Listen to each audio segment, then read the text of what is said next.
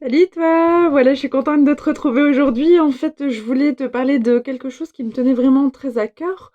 Euh, on a tendance à parler beaucoup de la mission de vie, de ce qui nous tient à cœur, de nos valeurs, etc.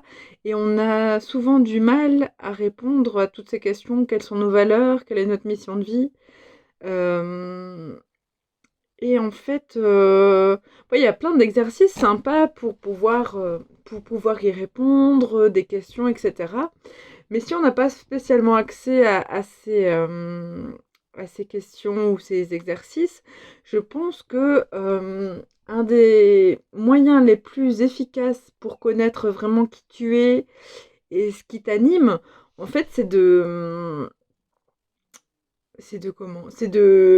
prendre les situations de vie que tu as déjà vécues, euh, qu'elles soient positives ou négatives dans ton esprit, hein, peu importe. Tu as bien de toute façon des moments, des événements, etc., des choses que tu rumines parfois dans ton esprit, etc. Et je pense que tu peux en faire quelque chose pour retirer des enseignements en fait de tout ça et retirer des informations qui va te permettre en fait d'aller encore plus vers ce que tu veux et qui tu es vraiment au fond de toi.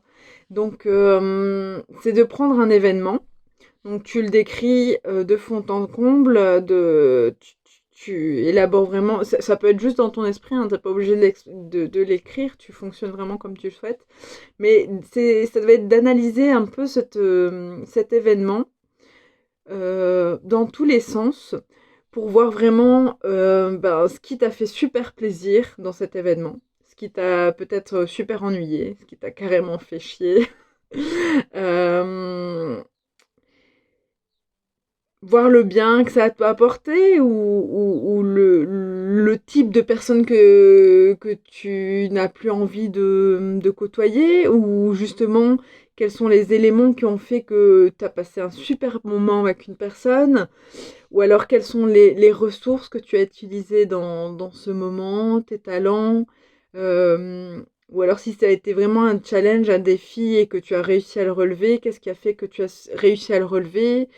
Euh, est-ce que c'est, est-ce que c'était quelque chose de nouveau? Est-ce que c'était quelque chose qui était en rapport avec les autres, avec ta famille, avec la cuisine? Enfin, je sais pas, vraiment que tu puisses analyser ce qui s'est passé pour retirer les enseignements futurs.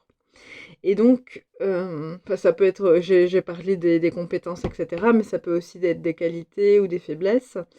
Et alors, je pense que ce qui est intéressant aussi, si tu veux aller plus loin, c'est de travailler aussi par thématique. Tu peux avoir, par exemple, relevé qu'une de tes, qu'une de tes valeurs, c'est la connexion. Moi, c'est mon cas en tout cas.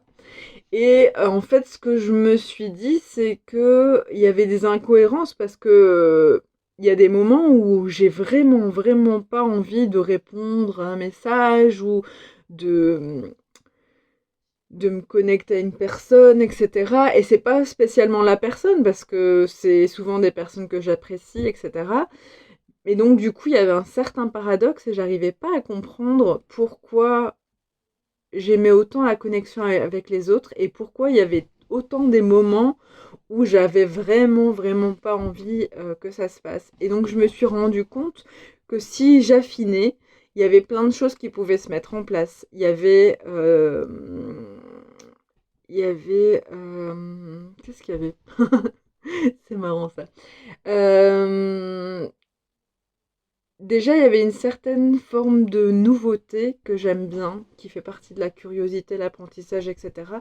Et qui fait que généralement, j'aime apprendre à connaître une personne, mais c'est difficile pour moi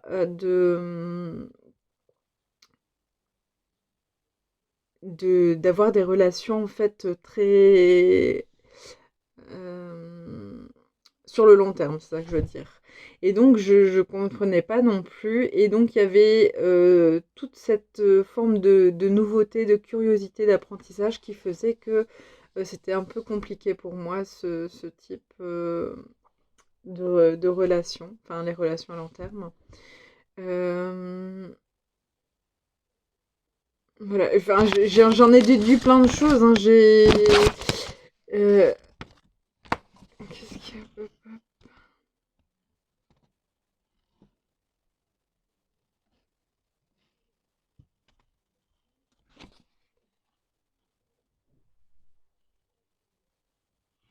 Ouais, ce que j'en ai déduit aussi, c'est que c'est ma manière de